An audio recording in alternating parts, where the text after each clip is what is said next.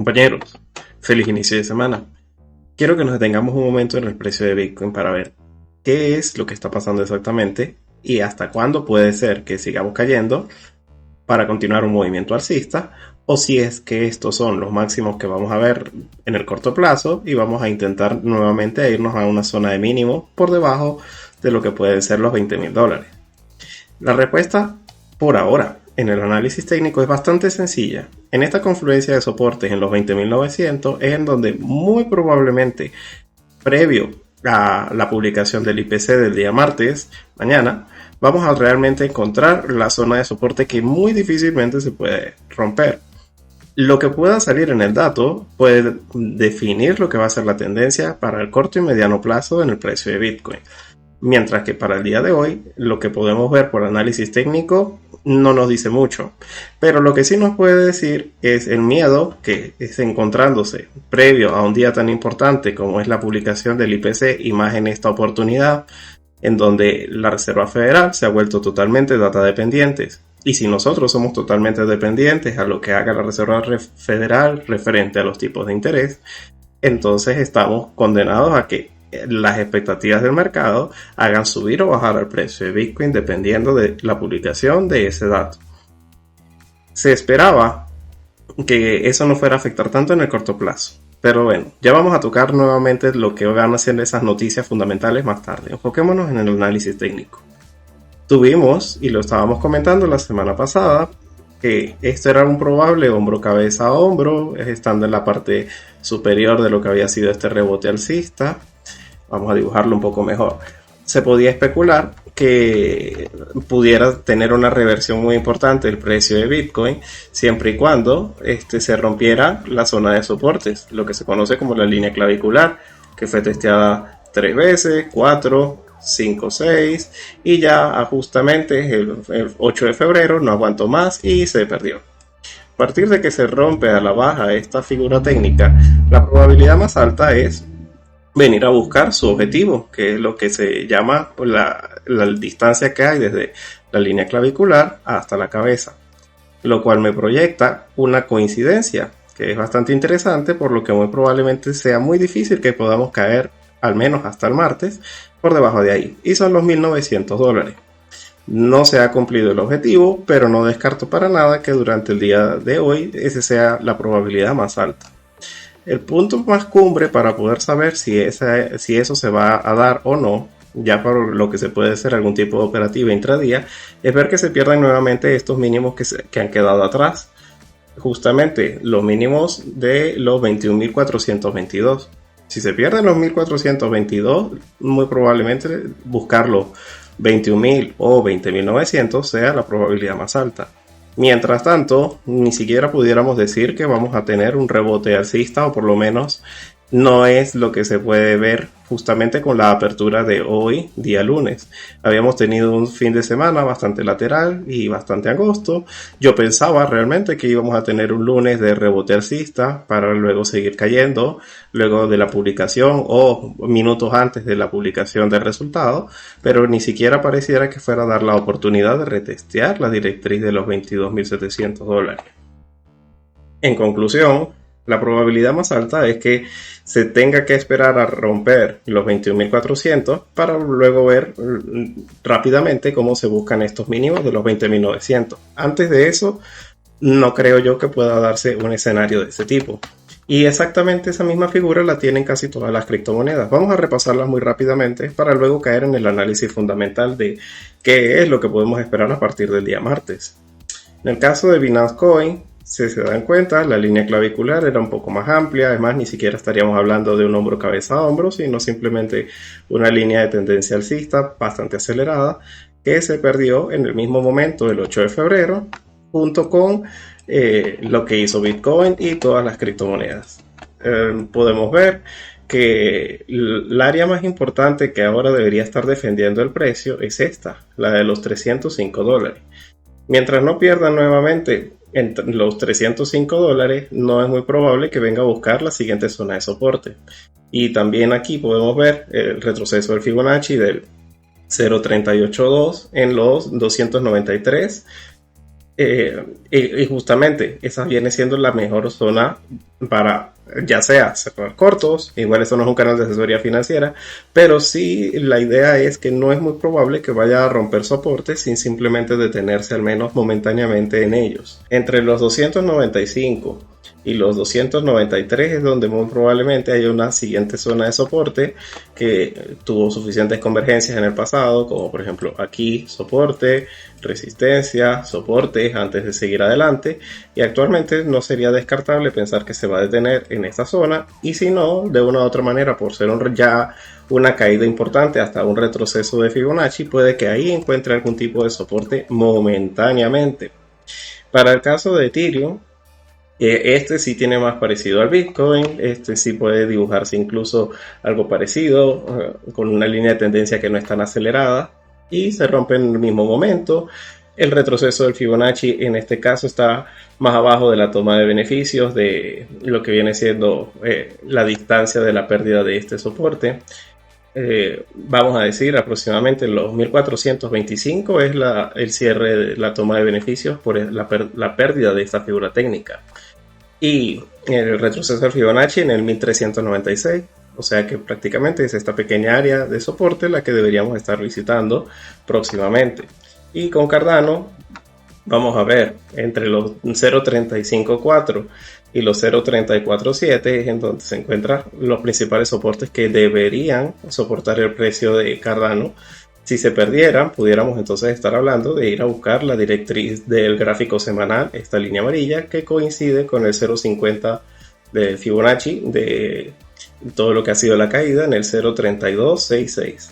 Si se llegara a perder estos niveles de Fibonacci, pues podríamos pensar que va a ir a buscar directamente hasta el siguiente.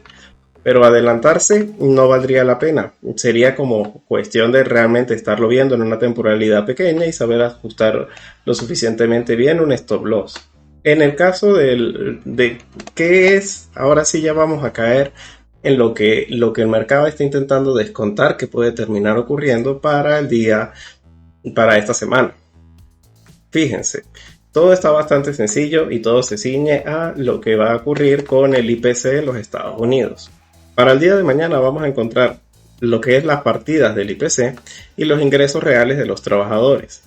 Esta también es muy importante, aunque se le coloque una sola estrella, porque lo que más puede causar problemas es que la inflación llegue a nivel de los salarios y eso haga que se haga un ciclo vicioso en el cálculo de la inflación. Es decir, los empleados comienzan a solicitar más salario porque el dinero no les alcanza, el aumento de los costes de producción genera que la inflación siga subiendo y al año siguiente necesitan más salario para cubrir lo que el aumento del año anterior causó. Es por eso que es como meter al genio dentro de la botella, controlar la inflación.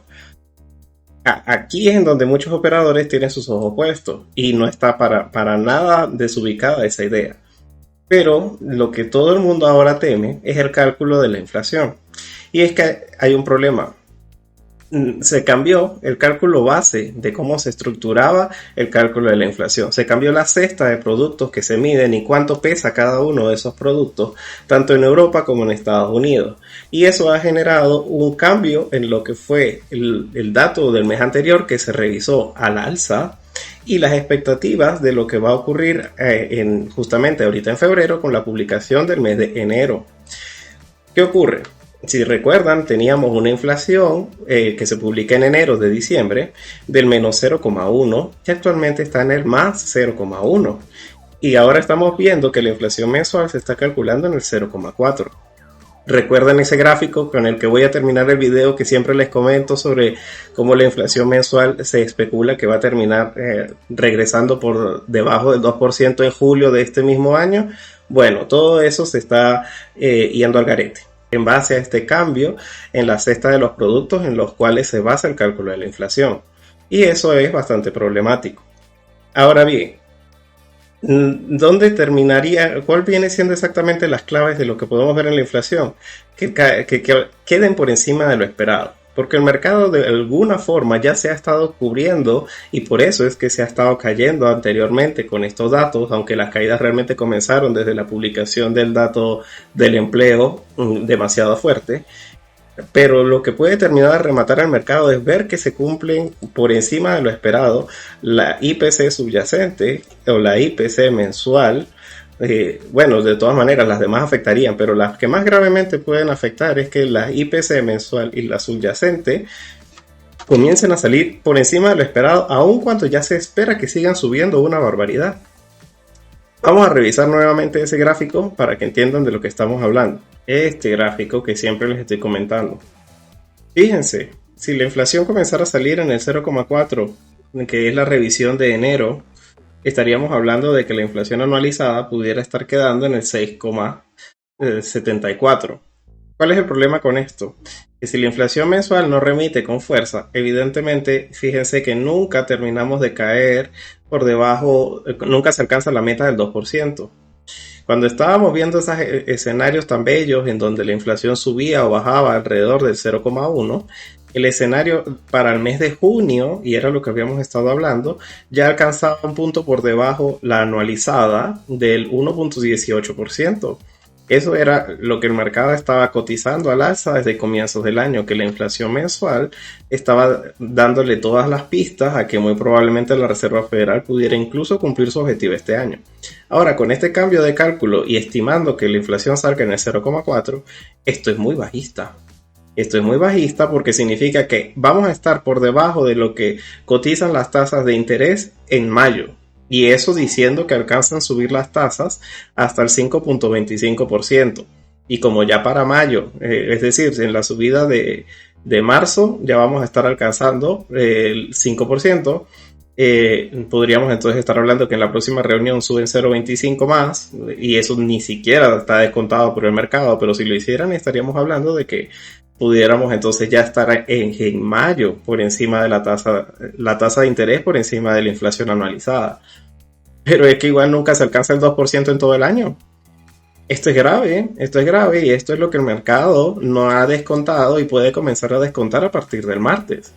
Ese realmente es el problema, compañeros, para que me entiendan. Nos hemos salido de este escenario tan bello, en donde muy probablemente todo iba a fluir de una manera muy positiva, a que la inflación puede que comience a ser un problema mucho más serio de lo que se ha estado descontando recientemente, porque para el año pasado justamente todas las caídas se dieron porque la inflación había salido de control.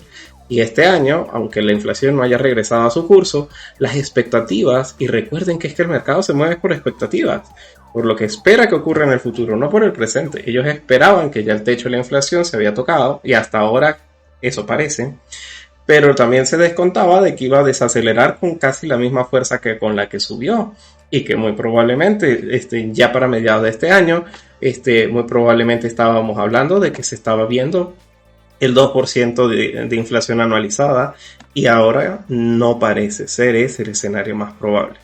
De todas maneras, anticiparse a las noticias nunca es algo bueno. Siempre hay una partida que termina de cambiar el sesgo de todo lo que se pensaba, siempre hay algo que termina de cambiar todo lo que se podía anticipar. Por eso es que yo siempre digo que los que se anticipan son los que pierden.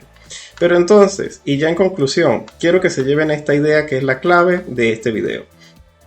Si se llega a dar un resultado negativo y se pierde este soporte de doble confluencia en los 20.900, no es para comprar, no es que vamos a aprovechar todas las caídas para comprar. No, yo personalmente, y se los había estado comentando desde antes de que tuviéramos este rebote hasta este punto, yo por encima de los $22,000 no voy a continuar con mi DCA, pero yo voy a reanudar mi DCA sin ninguna duda, si yo veo que luego de la publicación del dato de la inflación, esta hace romper este nivel de los 20.900, y voy a estar pensando en comprar todos los días la misma porción que había estado comprando en las temporadas anteriores cuando se los comenté. Recuerden que yo estuve comprando toda la caída del crash de FTX prácticamente desde un día después de que ocurrió. Y actualmente no he vendido, solo me cubrí, y lo que estoy pensando es que si sale mal el dato de la inflación y nos vamos por debajo de los 20.900, yo reanudaré mis compras, porque ese es mi plan a largo plazo. Pero mi plan a corto plazo es, de todas maneras, seguir pensando en que las caídas van a continuar si ese dato sale de esa manera, porque el mercado va a descontar, primero, que las subidas de tasas de interés no se van a detener. en el 5%, sino que van a seguir aumentando. Segundo, que no se puede saber hasta dónde, porque simplemente bajo este cambio de paradigma de que ahora la inflación se calcula diferente con una cesta nueva y que tiende a dar un resultado peor de lo que habíamos estado viendo hasta ahora, hace muy difícil poder prever exactamente en qué punto es en donde la Reserva Federal se va a detener y también cuánto tiempo va a permanecer detenida. Tal vez no nos mienten cuando dicen que van a permanecer todo 2023 con las tasas de interés en ese punto. Y si eso es cierto, va a haber un crash y ya está. Y lo digo así tan abiertamente porque eso es lo único que puedo dar por sentado. Si la Reserva Federal no baja las tasas de interés anticipadamente, si lo sigue subiendo incluso por encima de lo que el mercado está descontando, eso no va a ser alcista. Quiero que permanezcan meditando sobre esa idea. Igual a mí no me hagan ni caso. Yo estoy contra el mercado y ustedes también. Y yo solamente comparto mis ideas libremente con ustedes y espero que las puedan aprovechar de la mejor manera. Operen con toda la precaución posible antes y después del resultado, justamente pensando en que las mejores oportunidades las va a dar es el largo plazo. Así que no se preocupen.